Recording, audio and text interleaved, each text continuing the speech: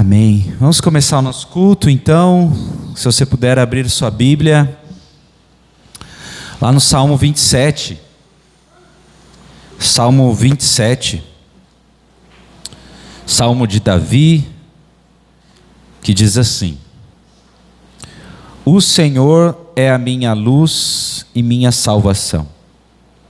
Então por que ter medo? O Senhor é a fortaleza de minha vida. Então por que estremecer? Quando os maus vierem para me destruir, quando meus inimigos e adversários me atacarem, eles tropeçarão e cairão. Ainda que um exército me cerque, meu coração não temerá. Ainda que invistam contra mim, permanecerei confiante. A única coisa que peço ao Senhor, o meu maior desejo é morar na casa do Senhor todos os dias de minha vida, para contemplar a beleza do Senhor e meditar no seu templo. Até aqui, queridos. O salmista começa falando da segurança que ele tem em Deus. O Senhor é a minha salvação, o Senhor é a minha fortaleza. Por que temer? Essa segurança que nós também temos no Senhor Jesus. Em Cristo Cristo é chamado de a nossa rocha, né? A rocha da nossa salvação. E ao desenvolver esse diálogo com Ele mesmo, se Deus é meu Salvador, se Deus é minha rocha, para que temer? Por que temer? E depois de ele levantar essas questões, ele termina com um compromisso, ou aqui no meio do salmo, ele termina com um pedido. Eu quero morar na casa do Senhor, quero contemplar a beleza do Senhor. Nós já vimos isso em outros salmos, quando o salmista expressa a sua realidade de dificuldade, a sua confiança em Deus, e a confiança em Deus leva a um compromisso com Deus. Esse compromisso que ele expressa aqui: eu quero servir a Deus. E é isso que nós vamos fazer nessa manhã, aqui reunidos, né, como o corpo de Cristo, para contemplar a beleza do Senhor, esse Deus que é a nossa salvação, a nossa rocha. Amém? Você pode ficar em pé para a gente orar?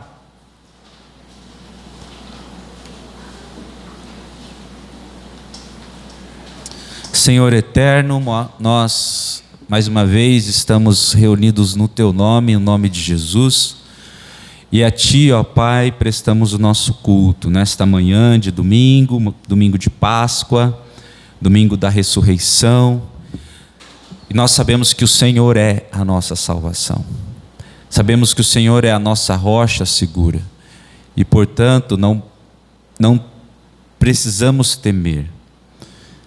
Não temos o que temer, porque o Senhor é quem cuida de nós. E o nosso coração, nosso compromisso deve ser, ó Pai, de servir ao Senhor, de viver na Tua casa, de viver na Tua presença, ó Pai, contemplando a Tua beleza, contemplando, ó Deus, a Tua pessoa e tudo aquilo que o Senhor faz por nós e faz também em nós, através de Jesus.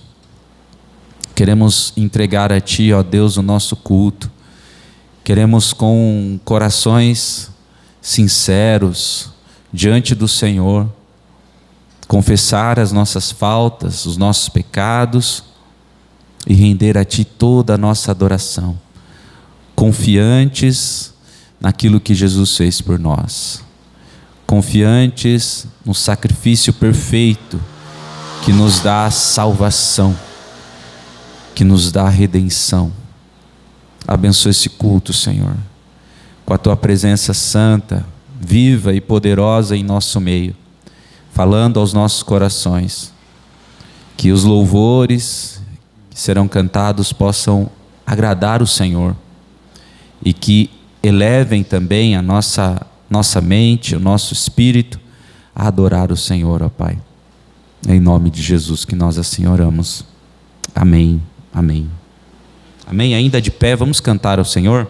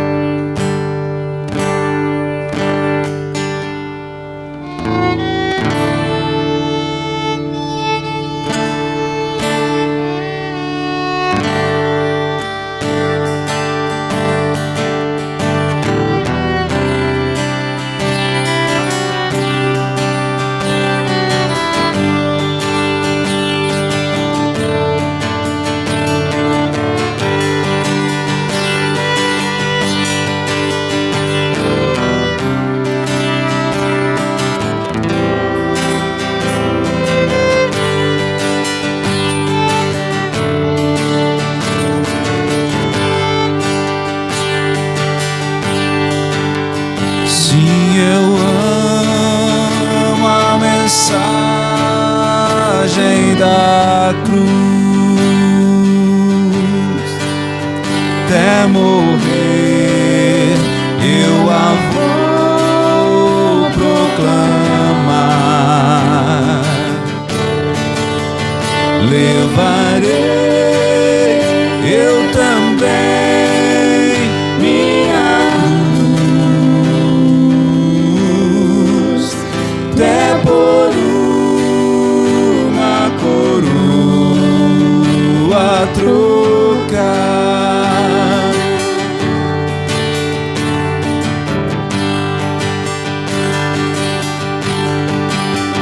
No de cruz cereger, nela ao dia fugir, como emblema de vergonha e dor. Mas contemplo essa cruz, porque nela Jesus deu a vida por mim, pecador. Sim, eu amo a mensagem da cruz, até morrer eu a vou proclamar. Levarei eu também minha cruz, até por uma coroa trocar. Desde a glória dos céus, o Cordeiro de Deus ao Calvário humilhante baixou.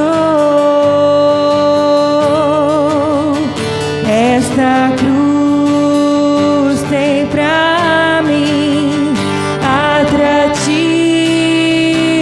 sem fim, porque nela Jesus me salvou.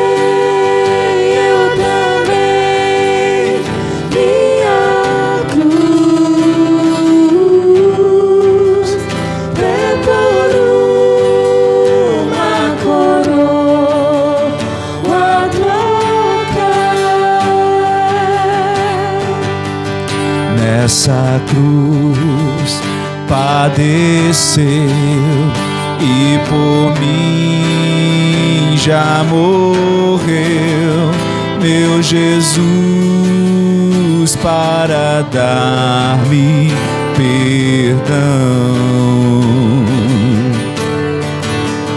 Eu me alegro na cruz, dela vem graça e luz para minha santificação.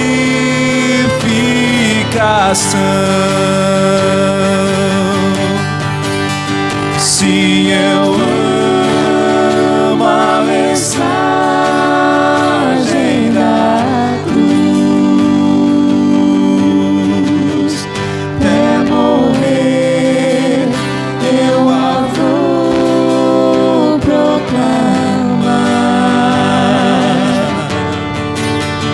Levarei eu também minha cruz, até por uma coroa trocar. Eu aqui com Jesus, a vergonha da cruz quero sempre levar e sofrer.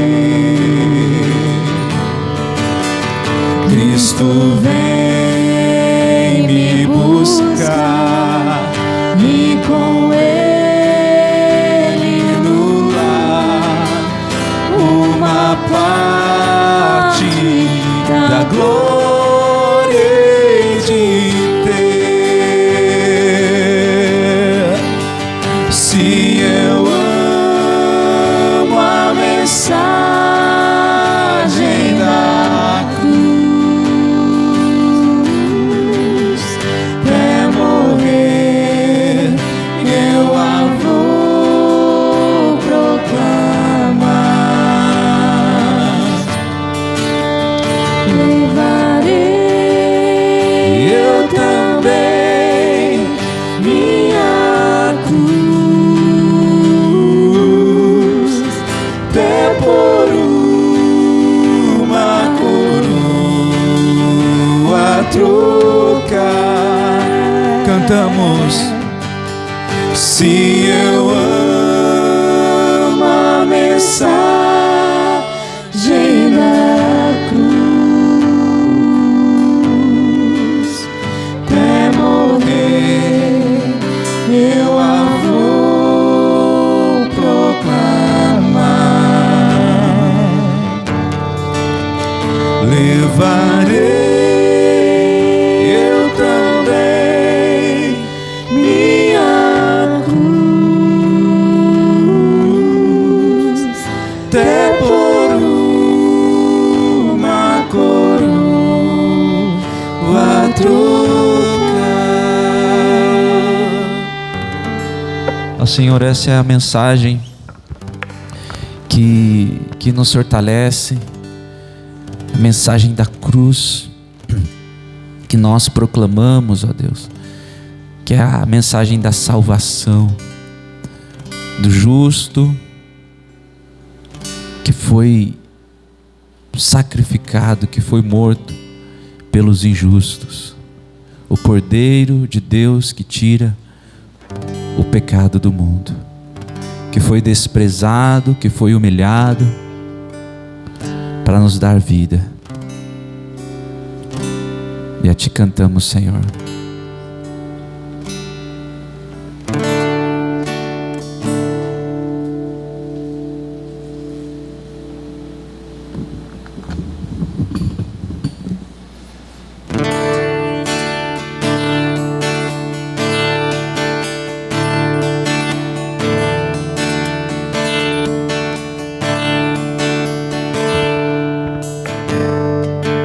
Ele não tinha qualquer beleza ou majestade pra nos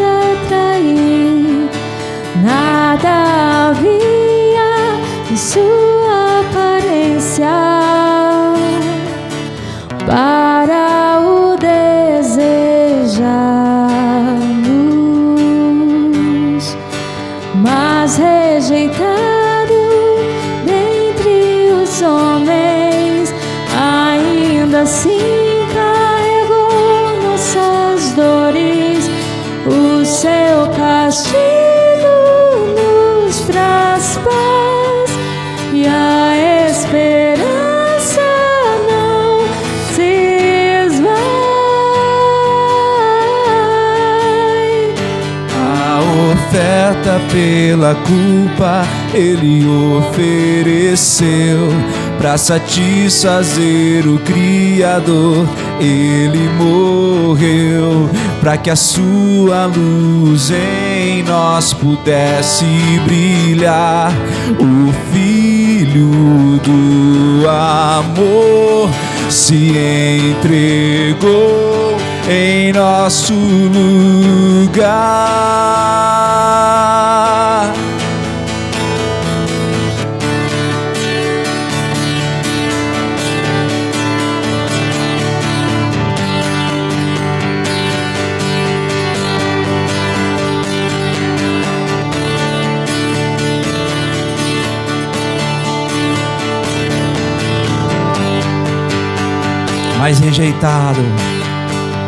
Mais rejeitado entre os homens, ainda assim carregou nossas dores.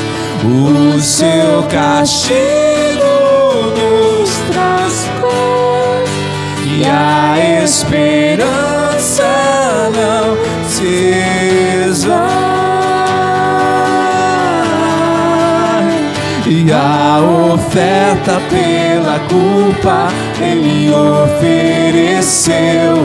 Para satisfazer o Criador, Ele morreu, para que a sua luz em nós pudesse brilhar. O Filho do amor se entregou em nosso lugar. E és o Cordeiro que pelos nossos pecados foi esmagado, sem dizer uma só palavra, se entregou aos cravos, derramou sua vida até a morte, provando a ira amarga, pra nos dar sua doce graça e nos fazer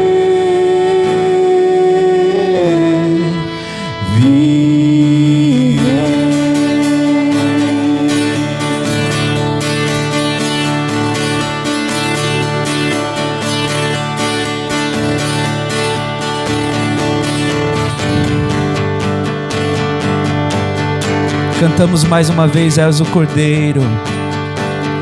És o Cordeiro que pelos nossos pecados foi esmagado, sem dizer uma só palavra, se entregou aos cravos, derramou sua vida até a morte, provando a ira amarga, pra nos dar sua doce graça e nos fazer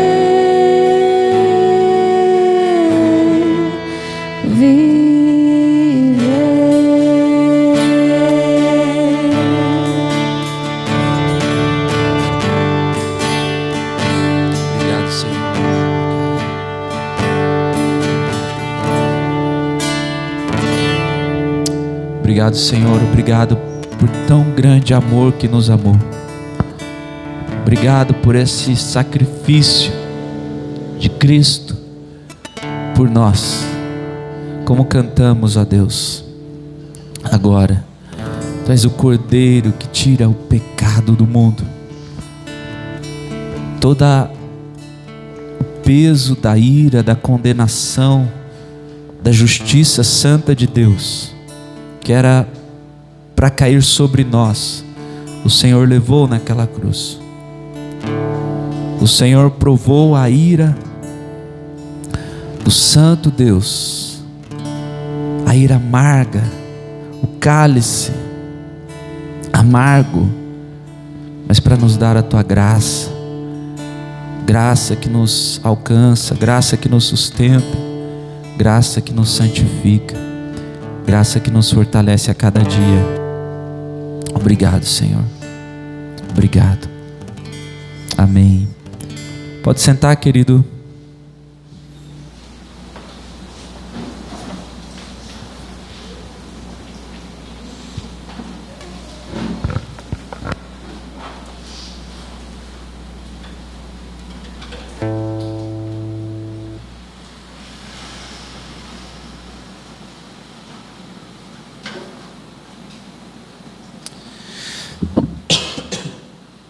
Nós vamos ler o Salmo 32.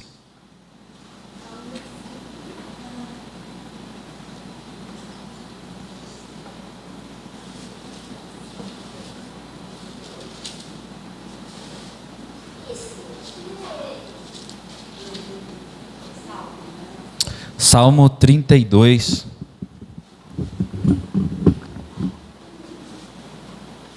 Diz assim: Como é feliz aquele cuja desobediência é perdoada, cujo pecado é coberto. Sim, como é feliz aquele cuja culpa o Senhor não leva em conta, cuja consciência é sempre sincera. Enquanto me recusei a confessar o meu pecado, o meu corpo definhou, e eu gemia o dia inteiro. Dia e noite tua mão pesava sobre mim. Minha força evaporou como água no calor do verão. Finalmente, confessei a Ti todos os meus pecados, e não escondi mais a minha culpa. Disse comigo: confessarei ao Senhor a minha rebeldia, e Tu perdoaste toda a minha culpa. Portanto, todos que forem fiéis, orem a Ti enquanto há tempo, para que não se afoguem quando vier a inundação.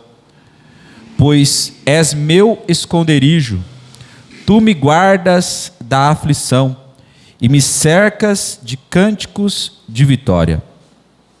O Senhor diz: eu o guiarei pelo melhor caminho para a sua vida. Lhe darei conselhos e cuidarei de você. Não seja como o cavalo ou a mula, que não têm entendimento e precisam de freios e rédeas para serem controlados.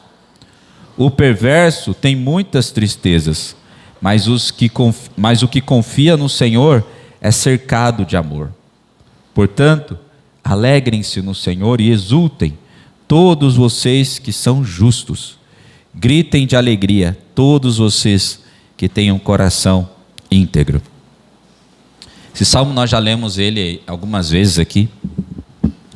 Nos nossos estudos no livro de Salmos, esse foi um salmo que nós estudamos também nas últimas semanas. E o salmista apresenta que há uma diferença entre aquele que esconde o pecado e aquele que confessa o pecado. Ele diz: quem confessa é feliz, porque é perdoado. Tem a desobediência e o pecado coberto. Mas quem não confessa sofre. E ele relata que como ele sofria, o corpo dele definhava. Mas ele conversou com ele mesmo. E às vezes a gente precisa fazer isso. Às vezes a gente está enfrentando algum pecado que é difícil,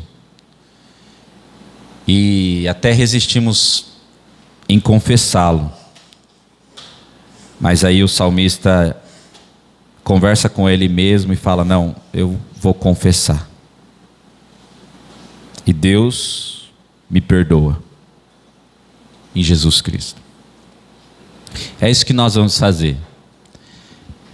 Sempre eu repito isso. Já é parte do nosso culto esse momento de confissão de pecados. Mas por ser algo já previsível, nós não podemos cair no automático. Pensar que é só mais um pedacinho que eu faço aqui e pronto, para passar para a próxima parte do culto. Mas fazermos de coração sincero. Amém? Vamos fazer isso? Orar ao Senhor e confessar os nossos pecados a Ele que nos perdoa.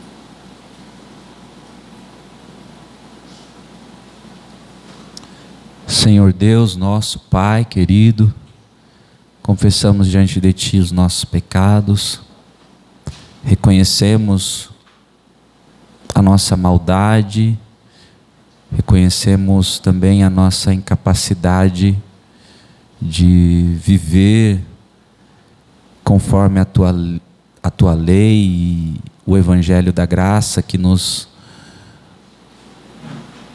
transforma a cada dia e nos encoraja a sermos como Jesus. Mas em nossa carne, em nossa natureza, nós não conseguimos fazer isso. Muitas vezes falhamos. Mas o Senhor é o Deus de toda graça que concede perdão. É o Deus que restaura aqueles que estão caídos. É o Deus que sara, que cura, que liberta. E nós a Ti confessamos todos os nossos pecados. Não só como um rito religioso, como uma prática que nós acostumamos fazer, mas diante da Tua santidade e da realidade da Tua presença, nós pedimos perdão e sabemos que o Senhor nos perdoa. O Senhor nos limpa. Que o Senhor nos acolhe em graça, em amor, nos Teus braços.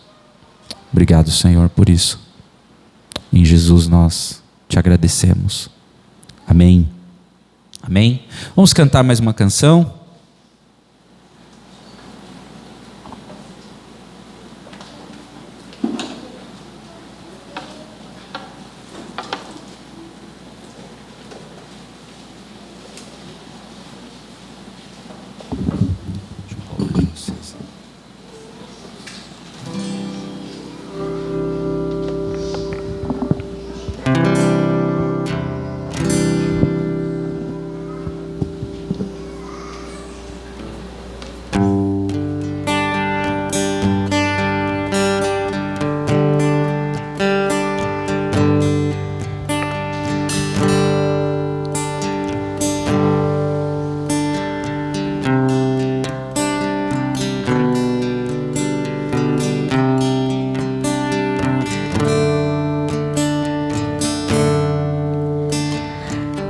Graças eu te dou, Pai, pelo preço que pagou, sacrifício de amor que me comprou, ungido do Senhor, pelos cravos em tuas mãos. Graças eu te dou, ó meu Senhor. Lavou minha mente e coração, me deu perdão, restaurou minha comunhão.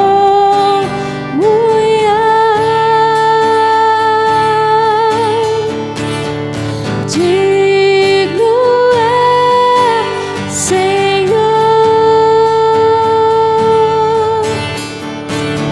sobre o trono está,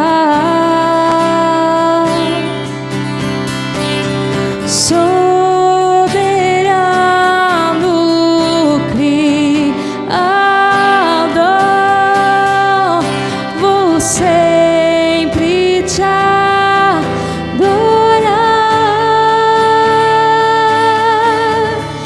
Elevo minhas mãos ao Cristo que venceu,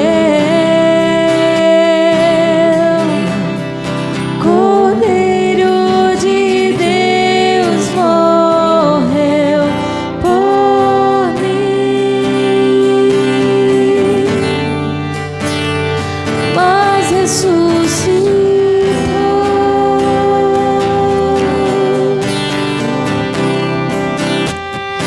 Digno é o Senhor,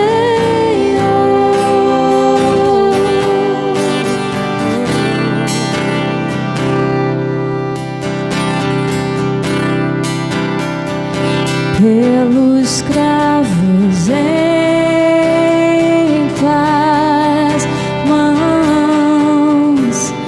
Graças eu te dou, ó meu Senhor. Lavou minha mente e coração, me deu perdão, restaurou minha comunhão.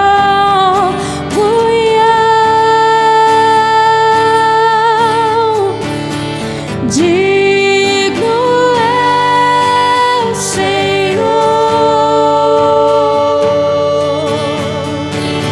sobre o trono está, soberano Criador, vou sempre te adorar.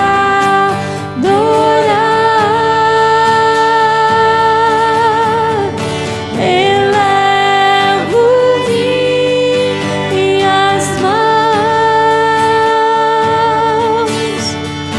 ao Cristo que venceu, Cordeiro de Deus morreu por mim,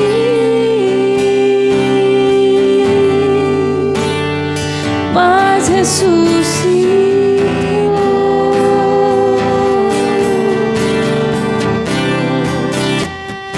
Digno é o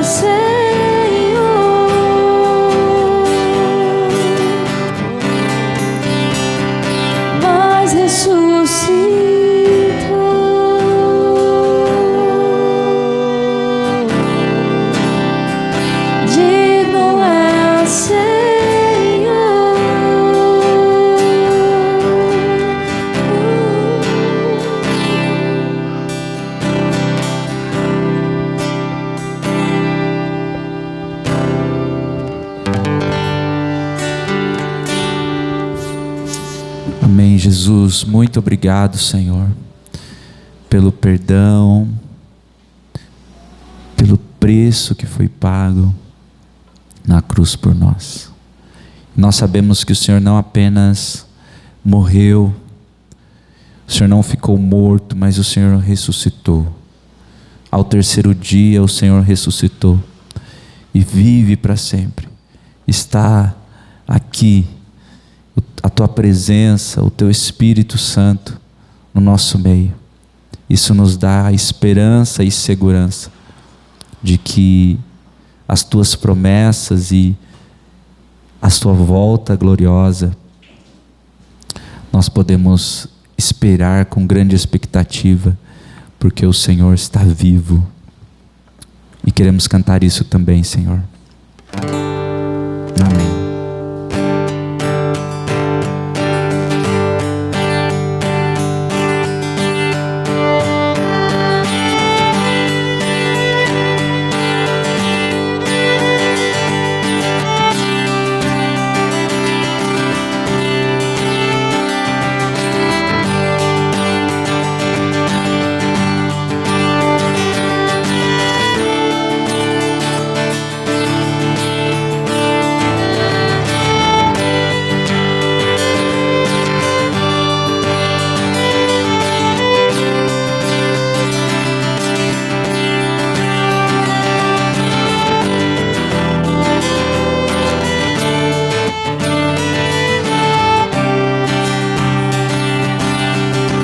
Porque Ele vive, posso crer no amanhã. Porque Ele vive, temor não há, mas eu bem sei, eu sei que a minha vida está nas mãos do meu Jesus que vive está.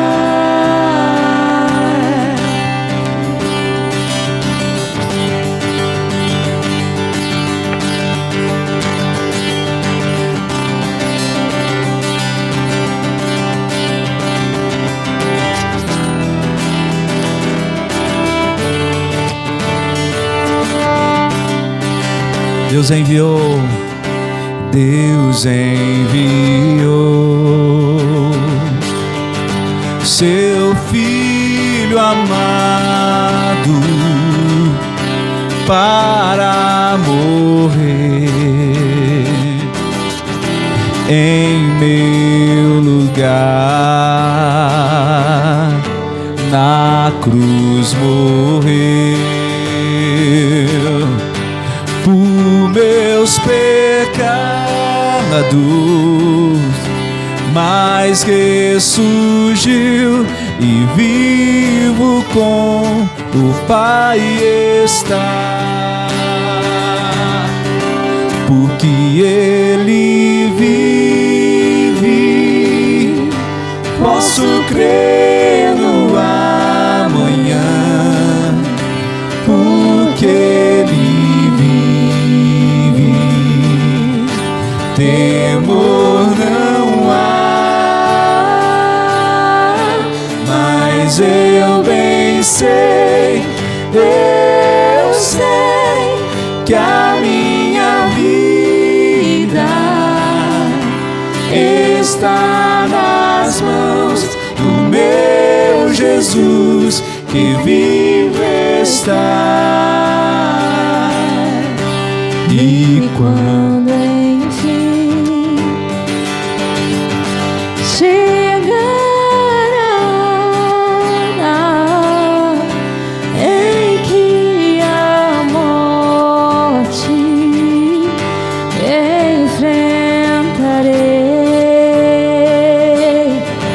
sem medo, então terei vitória, verei na glória o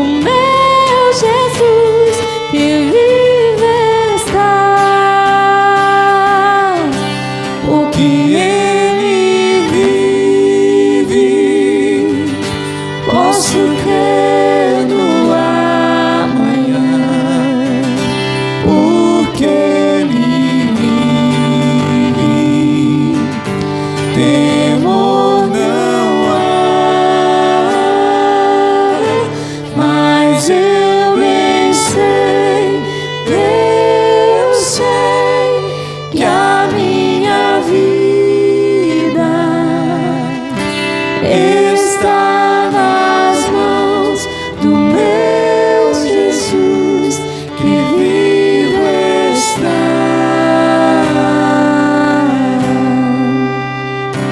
Amém. Amém. Glória ao teu nome, Jesus. Aleluia. Amém. Pode sentar, querido.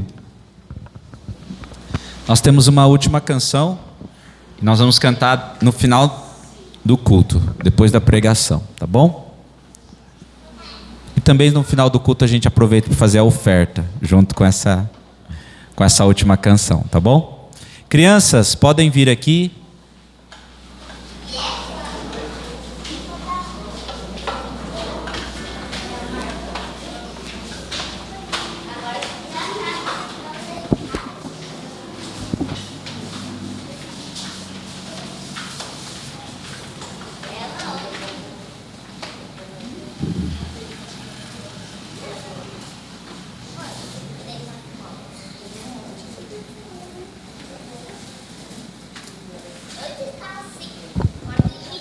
Então vamos lá, crianças, orar. Ó, nós vamos orar juntos aqui. Vamos fazer uma rodinha aqui. Só que tem uns bonitinhos que depois eu vejo ali na gravação quando eu assisto, quem faz bagunça aqui na igreja. Que eu falei assim, não precisa colocar a boca aqui para falar. É para cada onde você está e sua voz vai chegar aqui, vai chegar junto com a de todo mundo, tá bom? Então vamos orar?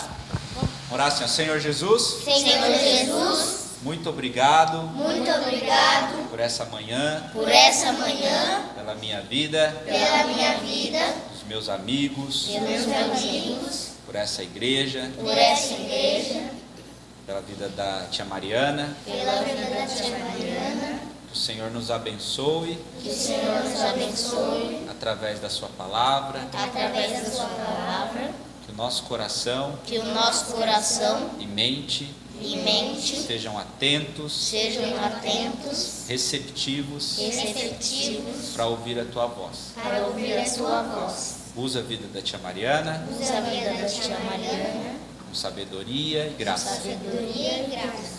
Em nome de Jesus, Em nome de Jesus. amém. Amém.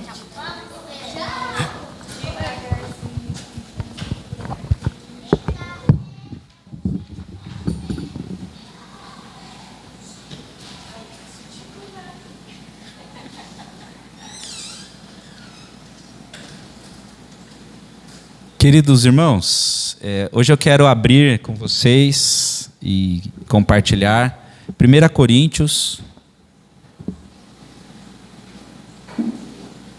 capítulo 5. Primeira carta de Paulo aos Coríntios, capítulo 5. Nós vamos ler a partir do versículo 6. Então, 1 Coríntios, capítulo 5, versículo 6.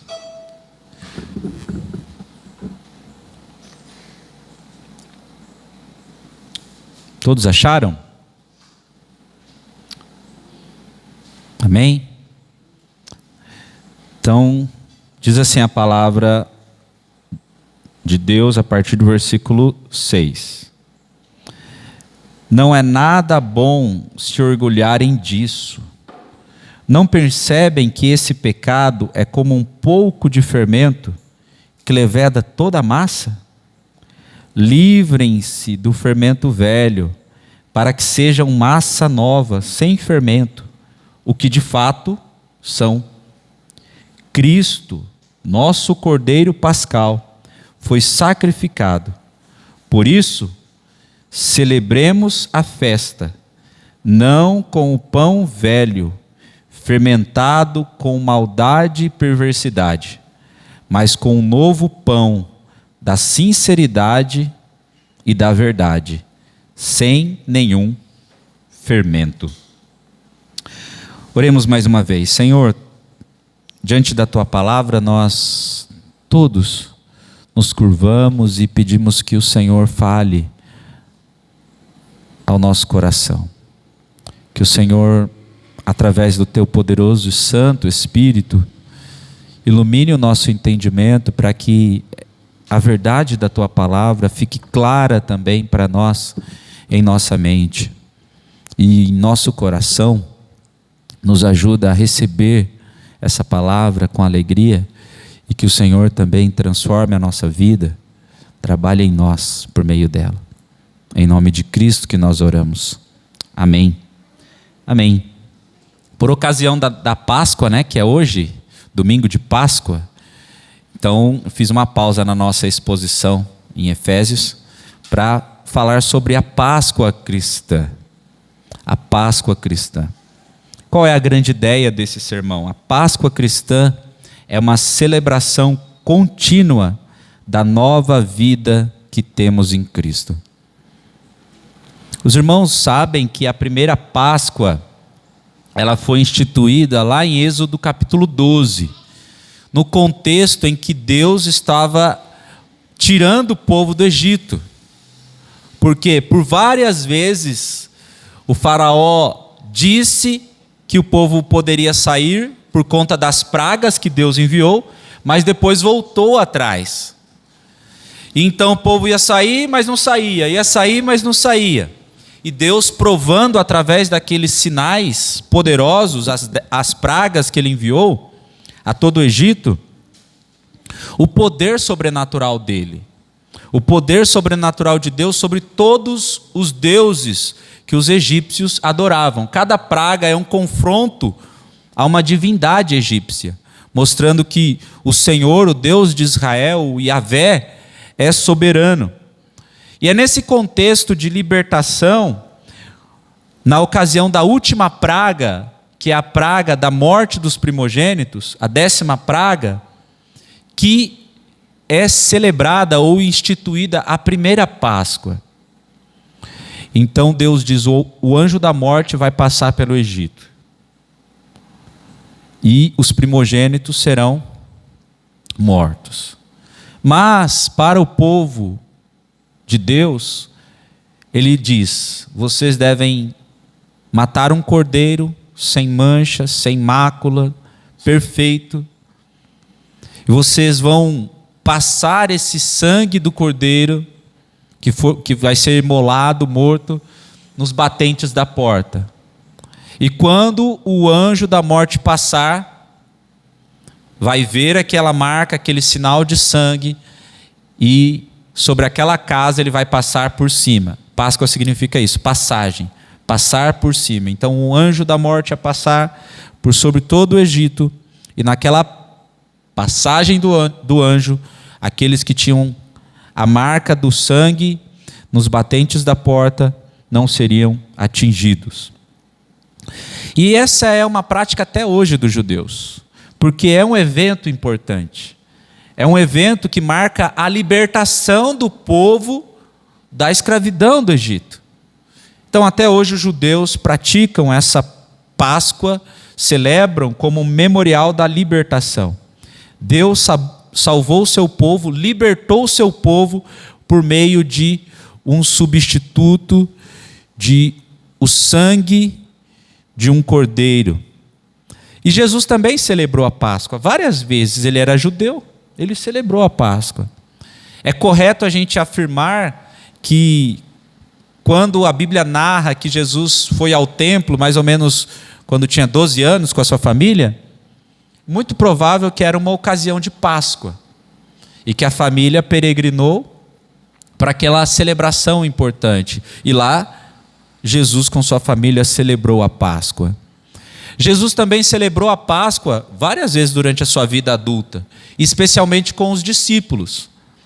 A última Páscoa, naquele dia que ele ia ser traído, na noite anterior ao dia da sua morte, Jesus também celebrou a Páscoa. Ele sentou com os seus discípulos, ele disse: eu ansiava muito por comer essa refeição com vocês, por celebrar essa refeição, e essa vai ser a última, porque eu só vou celebrar de novo no reino, quando estabelecer o reino. E naquela noite, a Páscoa judaica se tornou o que nós hoje praticamos como a ceia cristã. Aquilo que Jesus falou: esse é o meu corpo, o simbolizando o pão, né, simbolizando o corpo de Cristo, e o vinho simbolizando o sangue que ele iria derramar. Então a Páscoa cristã tem a Páscoa judaica e a ceia do Senhor, e hoje no dia de celebrar a Páscoa, tem essa convergência, tem essa conexão. Jesus mostrou para os discípulos, naquela ocasião tão importante, que todo o povo de Israel lembrava da libertação, que ele iria realizar uma libertação ainda maior, não da escravidão de um governo terreno, não da escravidão de um regime opressor, de trabalho escravo, duro, mas libertar do poder do pecado, do poder da morte. Porque muitos daqueles que foram libertados lá, quando Moisés guiou o povo para fora do Egito, eles murmuraram. Aquela geração que saiu não entrou na terra. Eles desfrutaram da libertação da escravidão, mas não desfrutaram da bênção da terra prometida. E o que isso pode ajudar nessa data, todos nós cristãos, a pensar na Páscoa de uma maneira mais elevada, com um sentido mais profundo? Paulo nos ajuda com esse texto que nós acabamos de ler. Ele diz que Cristo é o nosso Cordeiro Pascal, que foi sacrificado. Ou seja, toda a simbologia e o significado da Páscoa judaica era apenas uma sombra, não era o final, apontava para algo maior. Cristo é essa realidade. A Páscoa judaica, o cordeiro lá que foi escolhido para ser morto e compartilhado com uma família, apontava para algo maior, que é Jesus. E a pergunta para nós, queridos, é: se Cristo é a verdadeira Páscoa, se Ele é o Cordeiro Pascal, como o povo redimido, e não apenas os judeus redimidos lá da escravidão do Egito, mas o povo redimido por Deus ao longo da história, e como nós temos visto em Efésios, que une judeus e gentios na igreja, como esse povo que foi redimido pelo sangue do Cordeiro de Deus deve viver? Como deve viver? Pensando nesse sacrifício de Jesus. E é o que Paulo responde. Ele fala que a redenção, essa nova vida em Cristo, ela resulta em santidade, ela define e é definida pela nossa nova identidade, e ela é uma constante festividade. Esses 3 pontos que eu quero compartilhar com vocês hoje, pensando sobre a Páscoa cristã. O primeiro, a redenção, a nova vida em Cristo, resulta em santidade. É o que Paulo diz no versículos 6 e 7, quando ele diz assim: não é nada bom se orgulharem disso. Não percebem que esse pecado é como um pouco de fermento que leveda toda a massa? Livrem-se do fermento velho, para que sejam massa nova, sem fermento, o que de fato são. Ele vai continuar, mas é a parte, versículo 6 e a parte 7, parte A do versículo 7. A redenção resulta em uma santidade, que é a remoção do fermento. Paulo usa essa imagem que era tão importante na Páscoa judaica, porque eles celebravam e comiam, dentre as comidas que faziam parte dessa refeição, os pães sem fermento. E Paulo usa esse fato da celebração para apresentar uma verdade espiritual. Todo o fermento na época da Páscoa tinha que ser removido da casa. Então, o judeu não tinha nenhum fermento durante esse período da Páscoa. E o fermento simbolizava corrupção, pecado, uma influência progressiva, como a gente bem sabe, um pouquinho só de fermento influencia e leveda toda a massa. Então, só um pouquinho já é suficiente para afetar uma grande quantidade de massa. E a palavra que o Paulo usa aqui para fermento, nas Escrituras aparece várias vezes com esse sentido negativo. Ela também aparece com sentido positivo, né? Como o reino de Deus que vai crescendo, como uma mulher que joga uma medida de fermento na massa. Parece isso, mas muitas vezes ela aparece com um sentido negativo, especialmente quando Jesus falava sobre os fariseus, que Jesus repetidas vezes falou: cuidado com o fermento dos fariseus. E no contexto desse embate, o que Jesus falava? Porque o fermento deles é a hipocrisia. Eles falam uma coisa, mas vivem outra. E qual é o contexto que Paulo diz isso? Irmãos, parece absurdo imaginar que uma igreja, ainda no primeiro século, nos primórdios ali da era cristã, que foi uma igreja que Paulo pregou lá, que Paulo escreveu cartas a ela, estivesse acontecendo algo tão vergonhoso. Pecado de imoralidade sexual chocante. Um jovem estava tendo relações sexuais com a esposa do seu pai. Ou ela era madrasta dele, ou no pior dos casos, mãe dele. Fato é que esse é o contexto que Paulo diz para esses irmãos: não é bom o orgulho que vocês têm. O orgulho que vocês têm não é bom. Isso demonstra um padrão barato da graça de Deus.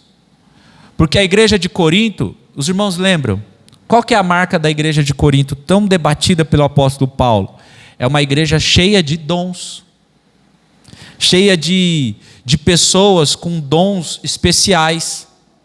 Só que é uma igreja que falta unidade, é uma igreja que falta amor, é uma igreja que falta pureza. Então, quando você percebe alguns movimentos de igreja assim, nós queremos ter dons, ter poder de Deus, os mistérios de Deus, é legal, mas nós temos um exemplo claro na Bíblia, que dons espirituais não significam santidade, pureza, aprovação divina, não significa. Então aquela comunidade diminuía o peso do pecado. Então eles já achavam normal isso. Todo mundo falou: não, a graça barata, sabe a graça barata? A pessoa pratica o pecado, continua no pecado, todo mundo fala: não, mas Deus te ama, Deus perdoa o seu pecado, mas a pessoa nem se arrepende. Uma moral frouxa daqueles crentes. E Paulo vai nesse contexto de pecado, de falta de santidade, falta de disciplina na igreja, lembrar da festa da Páscoa. Alguns comentaristas dizem que talvez a ocasião que Paulo escreve essa carta, que essa carta chega aos Coríntios, talvez fosse a época da Páscoa, por isso que tem talvez essa alusão aqui que ele fala do Cordeiro Pascal. Mas a realidade daquela igreja é que ela estava esvaziando, por meio da sua prática, aquilo que Cristo fez na cruz. Tratando o sacrifício de Cristo, a nova vida que aqueles que creem em Cristo recebem, como algo banal. E Paulo então aplica essa exortação. Uma igreja bíblica, e é só um apontamento que eu quero fazer aqui, uma igreja bíblica, ela disciplina pessoas que estão em pecado. Todos nós pecamos, irmãos. Todos nós pecamos.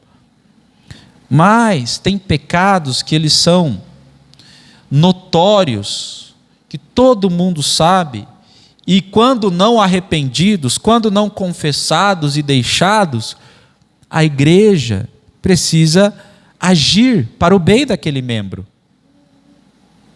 Então, uma igreja saudável, ela faz isso. E olha como Paulo diz no versículo 4 e 5 que aplicar uma correção é para o bem. Do mesmo capítulo que nós estamos lendo, capítulo 5, olha comigo o versículo, a partir do 3, mas é o 4 e o 5 que ele explica. Embora eu não esteja com vocês em pessoa, estou presente em espírito.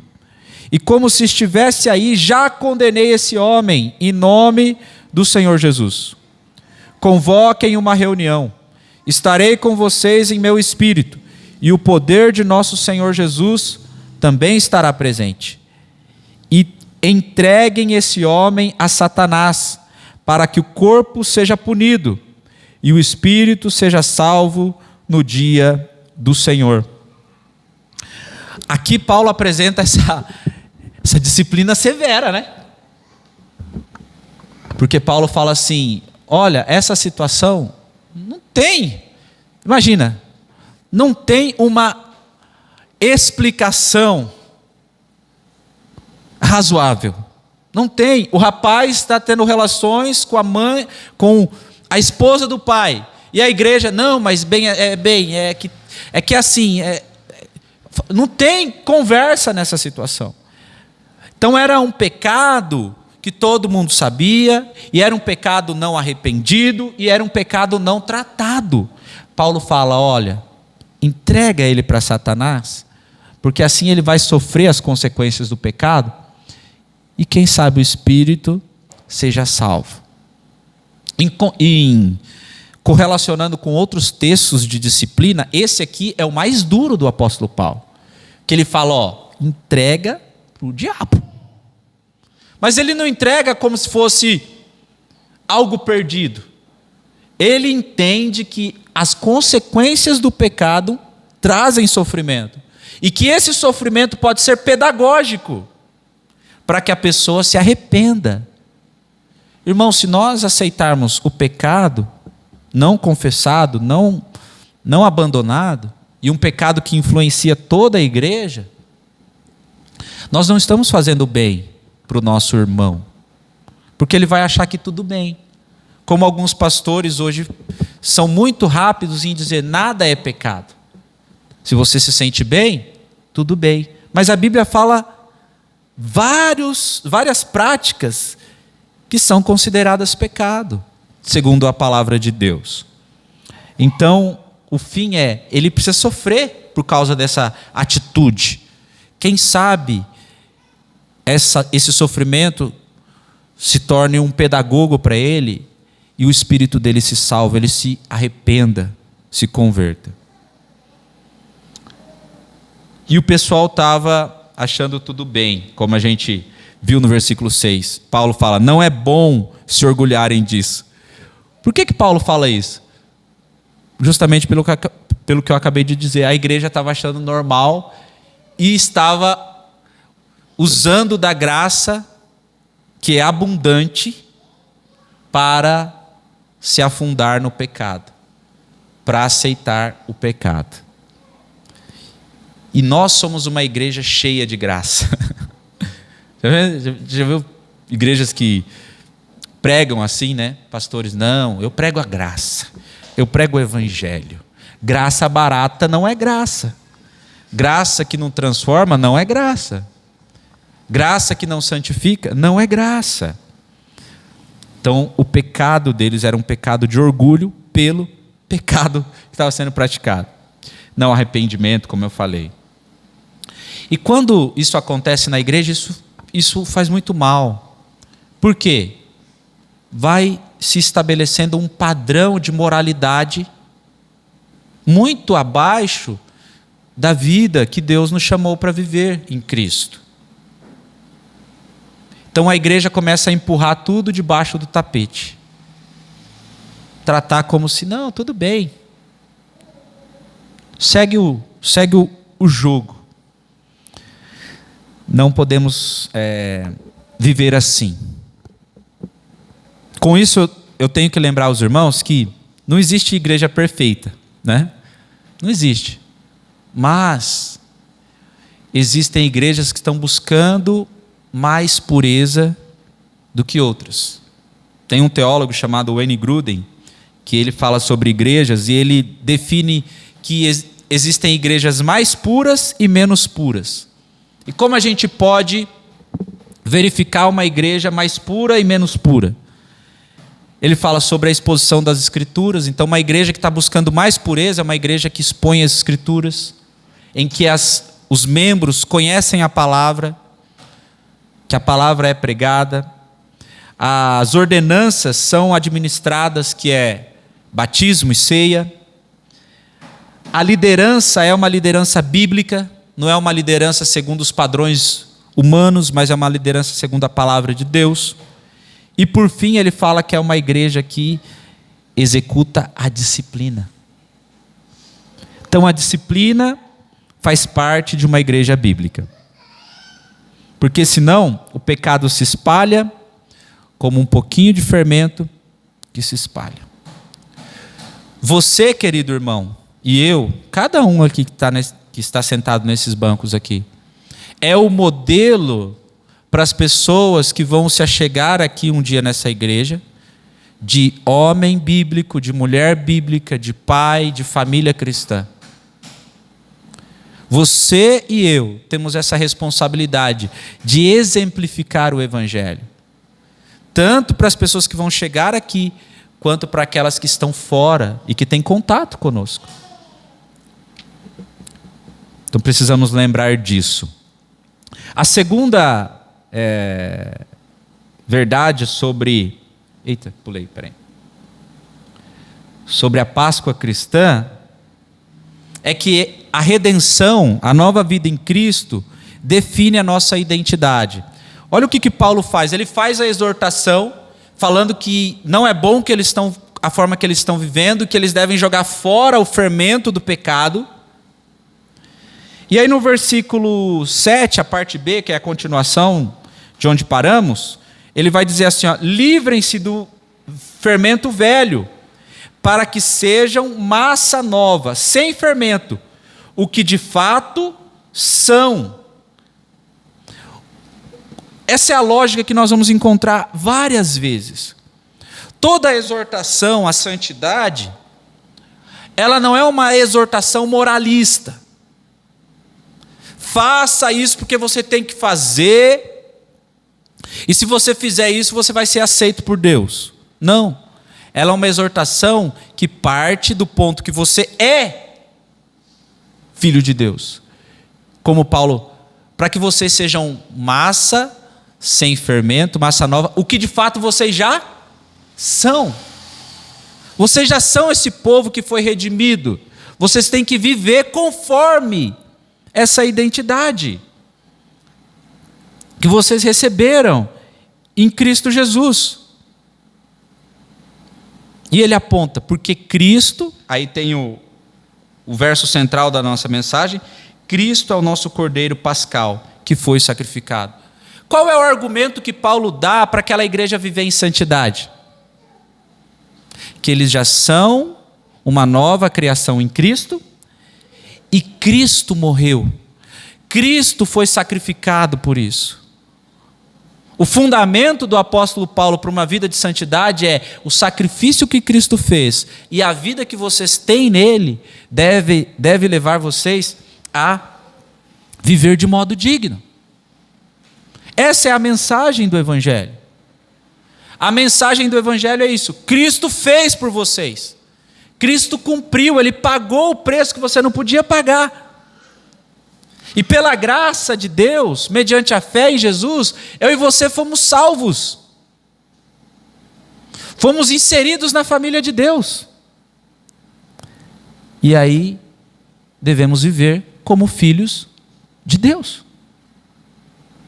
Nós não percebemos muito o que é uma cultura, tanto uma cultura nacional, uma cultura regional, como uma cultura familiar, porque quando a gente está envolvido numa cultura, a gente não percebe a nossa cultura.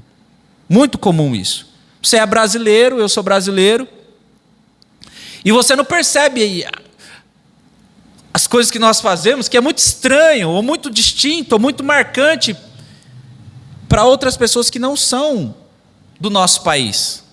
O brasileiro tem um jeitão de ser, não é? É uma cultura de um povo. Se você mora na capital, tem um jeitão de ser de quem mora na capital. De quem mora no interior é um outro jeitão.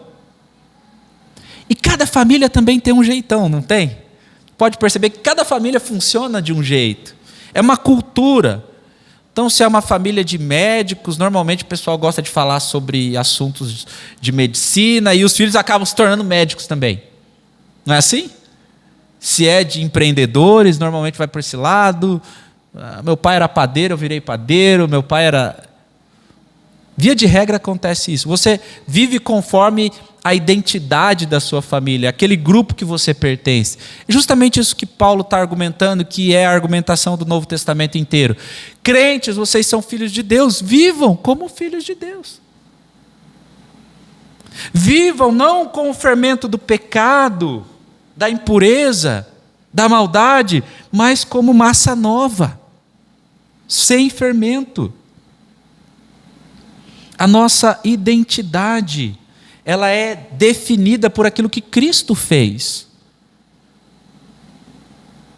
Então, a verdadeira Páscoa cristã, que é a nova vida que nós temos em Cristo, ela é uma celebração contínua dessa nova vida que nós recebemos. E essa vida deve ser representada pela filiação que nós recebemos de Deus. E com base nisso, Paulo vai dar uma ordem, ele faz a exortação que nós vimos, para lançar fora o fermento velho e viver de uma nova forma. E o último ponto que eu quero compartilhar com os irmãos,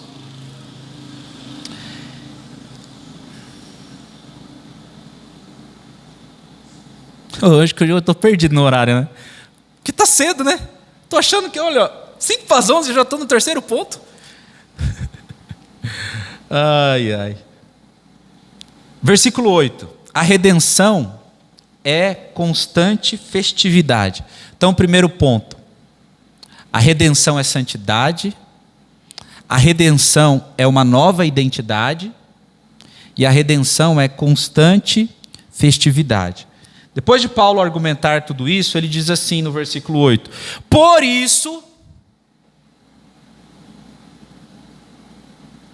isso, celebremos a festa não com o velho pão, fermentado com maldade e perversidade, mas com o novo pão da sinceridade e da verdade, sem nenhum fermento.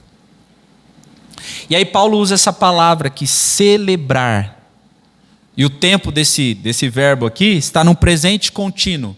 Não era para fazer agora e parar. Celebremos, continuamente celebremos essa nova Páscoa que a gente tem, essa vida que a gente tem, essa festa da salvação em Jesus Cristo. Isso muda tudo. Por quê? Para o judeu, lembrar da libertação era algo feito naquela festa especial. A festa da Páscoa. Como no calendário judaico tem várias outras festas que lembram dos atos redentores de Deus. Isso é muito bom, é pedagógico. Mas o que Paulo está dizendo, e que é a mensagem para nós, que foi para os coríntios, vamos celebrar essa festa continuamente. E como vamos celebrar essa festa? Só com seguir uma dieta, então um cardápio que Deus prescreveu de fato lá em Êxodo 12, Então se eu pegar o pão sem fermento, se eu pegar ervas amargas, se eu fizer um cordeiro, é o que o judeu faz até hoje. Nesse dia, nessa época especial, eu estou lembrando da libertação. Paulo diz: não, lembrar, celebrar a festa da redenção é um estilo de vida, não é um momento, é uma forma de você viver todos os dias. Eu e você vivermos todos os dias. Tem uma frase que eu gosto muito, que eu ouvi essa frase de um teólogo, que ele diz assim: evento espiritual gera espiritualidade eventual. Pessoas crentes que precisam de eventos para ter a sua fé firmada, a sua espiritualidade empoderada, sempre terão uma espiritualidade eventual, que depende do evento. Eu preciso fazer tal coisa, aí sim. Não, querido. Deus já fez tudo. Cristo já cumpriu. Não precisa ficar inventando um monte de parafernália na igreja para as pessoas se tornarem mais espirituais. Eu gosto muito daquela música infantil, que é a base para todo o crescimento espiritual, de criança, adolescente, adulto a velho. Ela não é difícil. Leia a Bíblia, faça a oração, se quiser crescer, se quiser crescer, se quiser crescer. Você quer crescer? Busca Deus na palavra e busca Deus através da oração. Isso que faz um crente crescer. O culto é muito importante, e eu não estou excluindo o culto aqui. É um momento muito importante, solene da nossa fé. Mas não adianta nada só vir ao culto. O culto é uma reunião de 2 horas no máximo, 1h45. E se sua fé for baseada só nessas 2 horas na igreja, é uma espiritualidade eventual. A nossa espiritualidade, a nossa fé, aquilo que Jesus fez por nós, não foi para que a gente experimentasse ou vivesse isso um dia da semana, mas para que a gente vivesse todos os dias. Todos os dias. A vida cristã é uma Páscoa contínua. A vida cristã é uma Páscoa contínua. Todo dia eu e você precisamos lembrar que Jesus morreu por mim. Ele é o Cordeiro perfeito, o Cordeiro de Deus. Eu não merecia. O sangue dele me purifica de todo pecado. E por conta disso eu devo adorar, celebrar a Deus. É uma celebração contínua.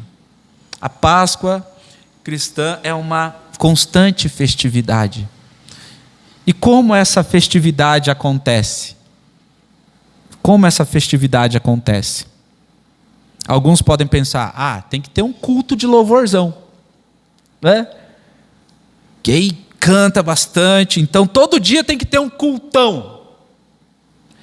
Tem que ter um culto daqueles cultos que o pessoal coloca, culto de cura, de unção, de poder, né? Quinta-feira do poder de Deus. Aí sim, a vida cristã vai ser celebrada. Cultos extraordinários. Eu acho tão interessante essa palavra. Ele é um pouco gasto. Tem algumas pessoas que colocam assim no culto. Não são vocês, tá? Senão vocês vão pensar, eu sei que vocês não fazem isso. Mas alguns crentes aí que eu tenho contato do Instagram deles. Aí eu vejo assim: culto extraordinário, culto extraordinário. Todo culto é extraordinário. Caramba, rapaz, deve ser muito boa essa igreja, né? Porque assim, tudo é extraordinário. Tudo é extraordinário, deixa de ser extraordinário. Passa a ser ordinário. Não é? Então culto, aquele culto que a dopamina é liberada de uma forma assim, lá. Mexe com as emoções. Irmãos, tudo isso funciona. A gente não faz aqui, não é porque a gente é burro não, tá? A gente não usa esses mecanismos aqui na igreja, não é porque a gente é bobão, que a gente não sabe. Porque a gente sabe, se colocar uma luzinha tal, se colocar uma musiquinha assim, se eu falar algumas palavrinhas que geram gatilhos, é fácil de manipular as pessoas. Já tem até treinamento sobre isso e tem pastor que faz. A gente não faz não é porque a gente é bobo. A gente não faz porque é errado. Porque quem transforma é o Espírito Santo. Quem vai mexer no seu coração é o Espírito Santo. Eu posso falar aqui, mas se o Espírito Santo não tocar em você, nada acontece. Então não é uma celebração, é uma vida transformada. É assim que Paulo termina. Como ele diz? Vamos fazer festa todo dia? Ele diz: não com o pão velho, fermentado com a maldade e perversidade, mas com o novo pão da sinceridade e da verdade, sem nenhum fermento. Eu quero finalizar com isso. Como que você celebra a Páscoa cristã? Como eu celebro a Páscoa cristã? Com uma vida de sinceridade e de verdade. Sem o pão fermentado da maldade. Essas duas palavrinhas para a gente caminhar para a conclusão. Paulo vai falar sobre sinceridade. É a junção de duas palavras gregas que significa colocar contra o calor ou a luz do sol e provar. Lembra que em alguma das pregações eu falei sobre isso? Algo sincero era algo que podia ser visto, uma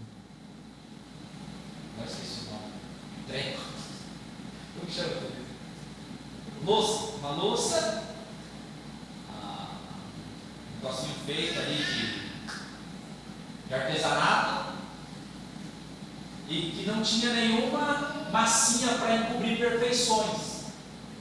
Então, sincero era esse ato de pegar algum objeto, colocar contra o sol e julgar. Opa, peraí, deixa eu ver aqui se essa louça não tem um trincado, que foi pintado e não parece, mas contra o sol aparece.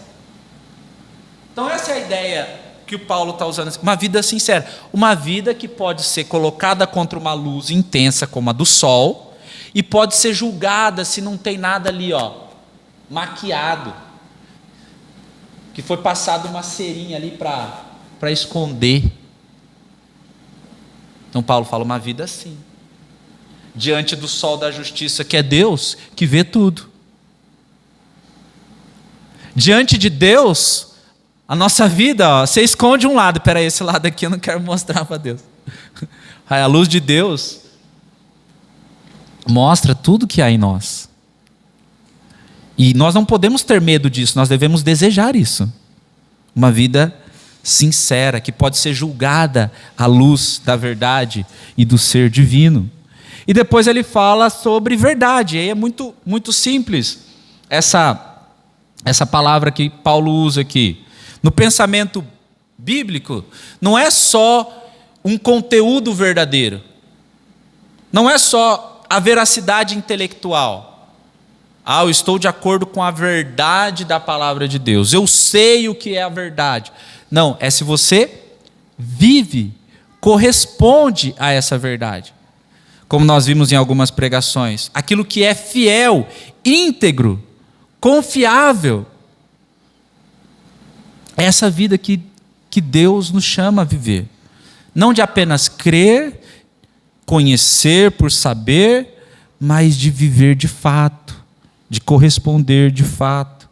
Paulo está dizendo, então, pureza, sinceridade e verdade. Diante de Deus, Deus tudo vê, e diante dos homens que podem ver que a nossa fé realmente é coerente com a nossa vida, com a nossa prática. Essa é a festa que você e eu devemos celebrar. Essa é a Páscoa, e ela não é só celebrada hoje. Como Paulo diz, celebremos. Jesus morreu por nós. Mas não só lembrar hoje. Algumas aplicações para nós, queridos. Essa palavra de Paulo aqui aos irmãos em Corinto, ela confronta uma religiosidade superficial, uma religiosidade eventual, que está muito em moda hoje, na verdade, né? E nos chama a viver uma espiritualidade real, uma espiritualidade que transforma a gente de dentro para fora. Também nos desafia a não ter tolerância com o pecado.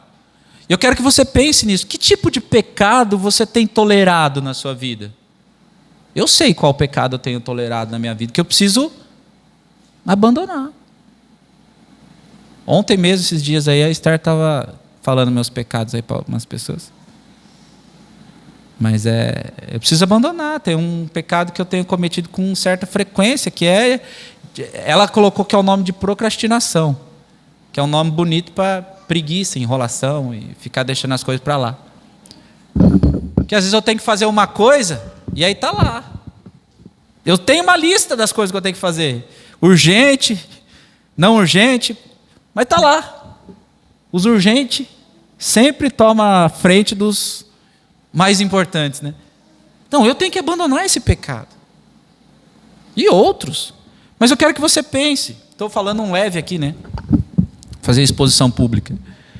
Qual pecado a gente tolera? Porque tem pecadinho, né?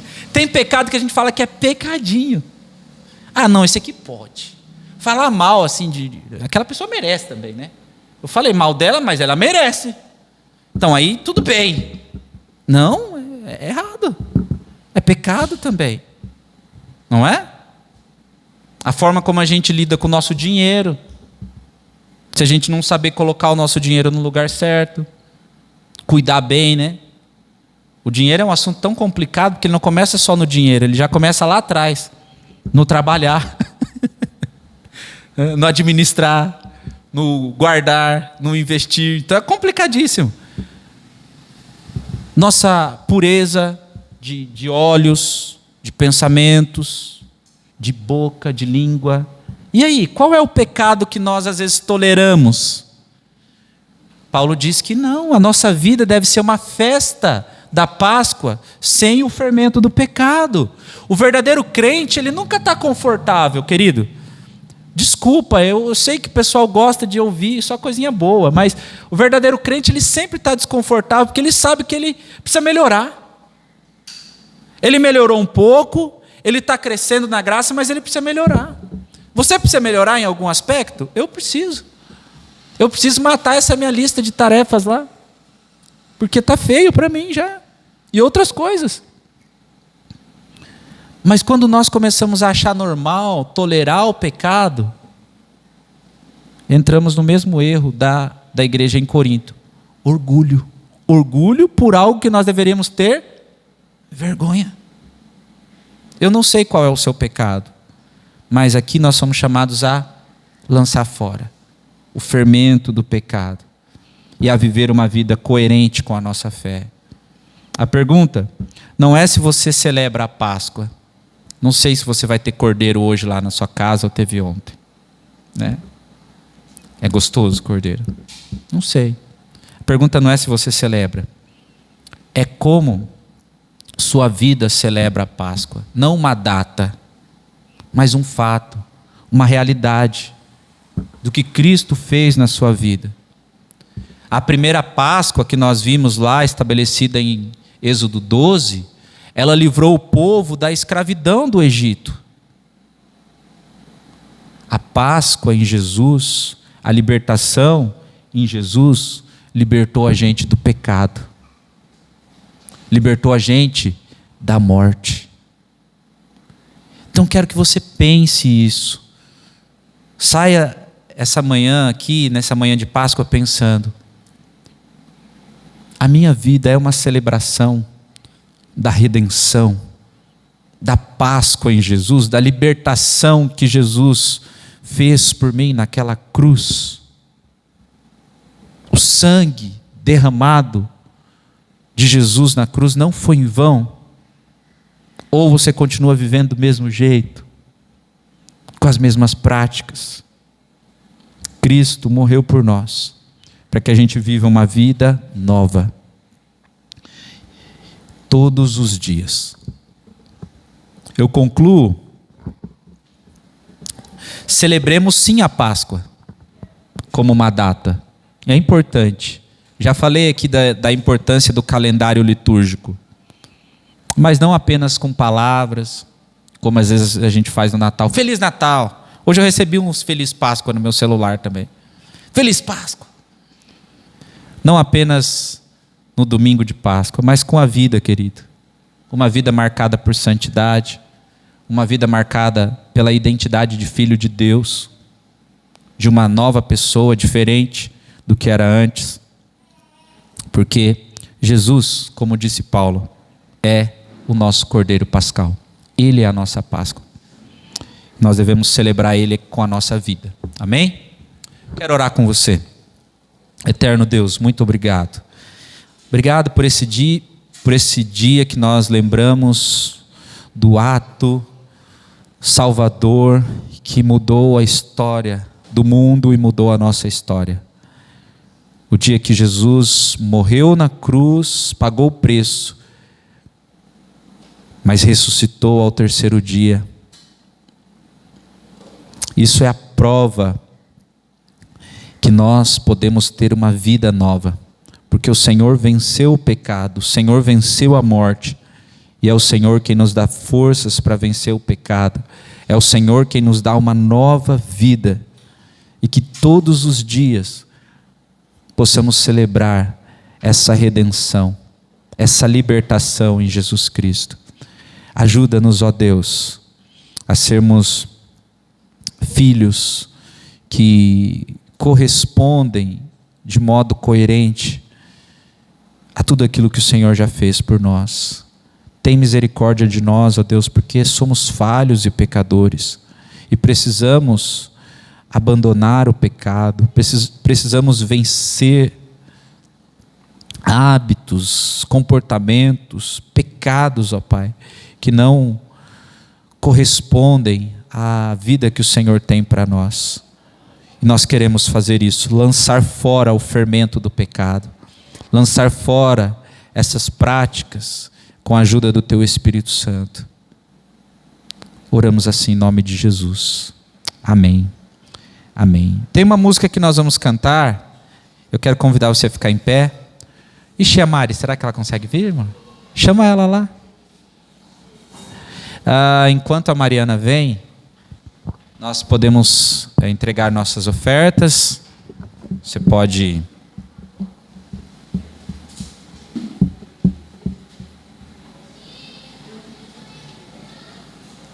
se preparar se você trouxe a sua oferta, a sua contribuição. E aí juntos nós vamos ofertar ao Senhor e cantarmos a Ele.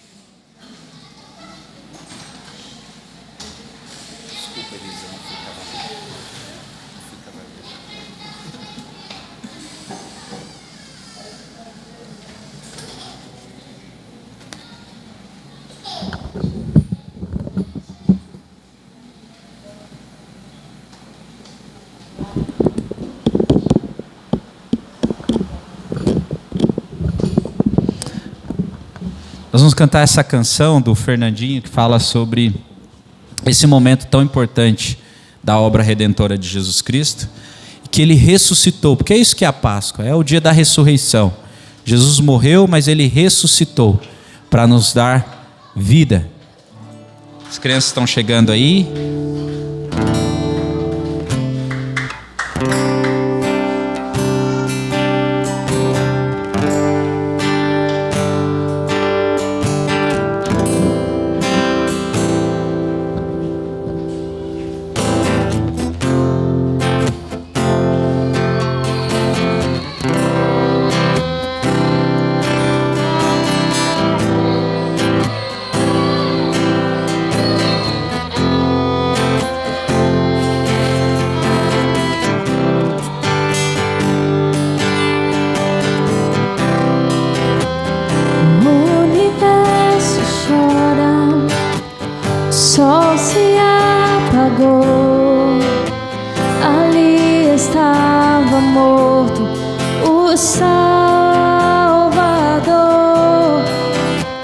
seu corpo lá na cruz, seu sangue derramou, o peso do pecado Ele levou.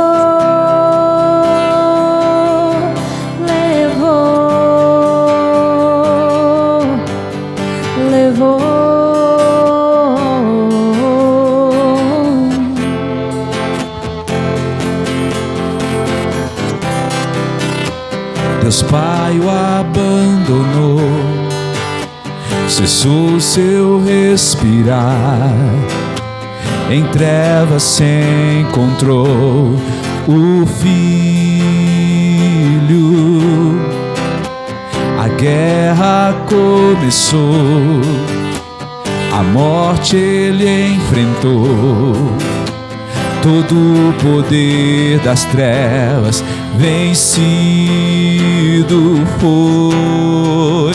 A terra estremeceu, sepulcro se abriu, e nada vencerá seu grande amor.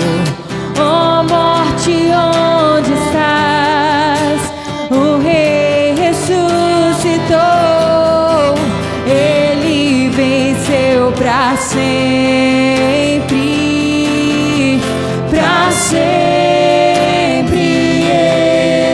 exaltado és, para sempre adorado é, para sempre Ele vive, ressuscitou, ressuscitou.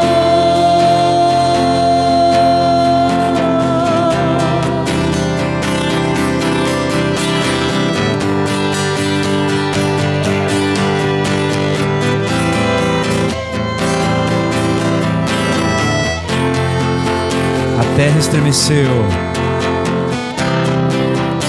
A terra estremeceu, sepulcro se abriu, nada vencerá seu grande amor. Ó morte, onde estás? O Rei ressuscitou, Ele venceu para sempre, para sempre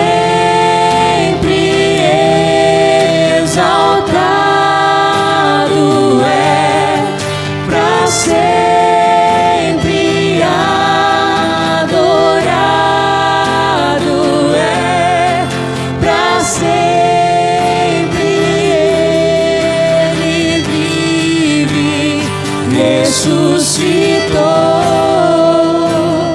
ressuscitou.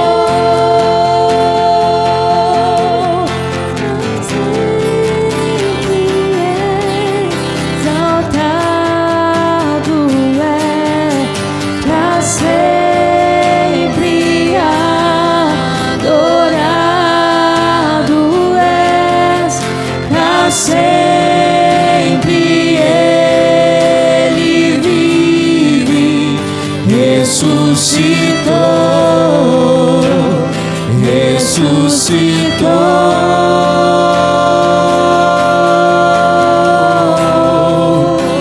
Cantamos aleluia, cantamos aleluia, cantamos aleluia.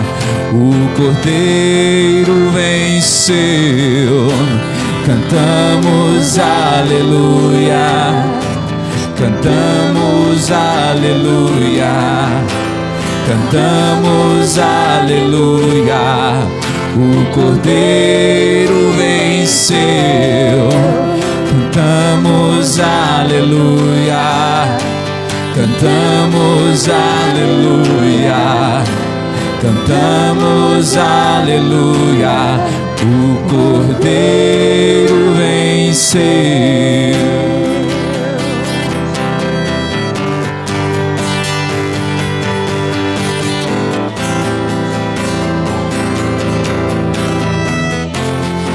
sempre, para sempre exaltado és, para sempre adorado és, para sempre Ele vive, ressuscitou, ressuscitou.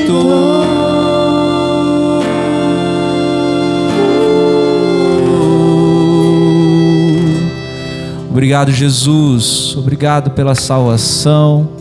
Obrigado pela vida que o Senhor gerou em nós e que por Tua graça o Senhor nos sustenta, nos santifica, ó Pai.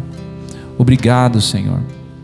Obrigado por este culto, por esse tempo que dedicamos a Ti, por cada momento desse culto, cada irmão e irmã que está aqui. Obrigado pela Tua palavra que nos encorajou, nos desafiou também, pelas ofertas, que o Senhor continue abençoando e multiplicando em nossa vida, na vida dos Seus filhos, da Tua igreja, ó Pai.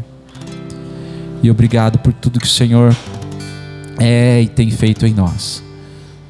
Que o amor de Deus, Deus Pai, o Pai do nosso Senhor Jesus Cristo, que a graça maravilhosa, a graça bendita de Jesus, e que a consolação, a presença do Espírito Santo seja com todos nós, hoje, sempre, até a volta de Cristo. Em nome de Jesus, amém. Deus abençoe, querido, um ótimo domingo de Páscoa, uma ótima semana.